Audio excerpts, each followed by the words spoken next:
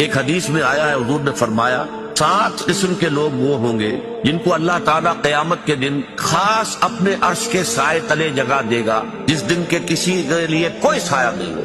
ان 7 میں درمیانی شخص وہ ہے رجل قلبہ معلق بالمساجد، وہ شخص جس کا دل مسجدوں میں اٹکا رہتا، جیسے ہی پکار آئی، جیسے کہ آدمی منتظر، بے چینی ہو جاتی ہے، وقت ہو گیا اذان کی آواز نہیں آئی، لیکن جیسے آواز آئی بھاگا انسان اپنے کاروبار کو چھوڑ کر، اپنی دکان کو چھوڑ کر۔ سعودی عرب میں تو ہم نے دیکھا ہے کہ نہ شٹر بند کیا، نہ اپنے کوئی اور شے جو ہے کوئی تالا لگایا، بھاگ جاتے ہیں، بہرحال وہ چلے جاتے ہیں فوراً اللہ کے دور۔ پھر یہ کہ اب اس کے پاس ظاہر بات ہے نکلنا تو پڑتا ہے مسجد سے، اپنا کاروبار ہے، اپنا دھندا ہے، اپنی دکان ہے، کچھ نہ کچھ جو معاش کے لیے بھاگ دوڑ کرنی ہے،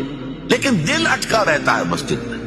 رجل قلبہ معلق بالمساجد، وہ شخص کہ جس کا دل اٹکا رہتا ہے مسجدوں کے اندر، وہ بھی ان لوگوں میں سے ہوگی جس کو اللہ تعالیٰ خاص اپنے عرش کے سائے تلے جگہ دے گا قیامت کے دن۔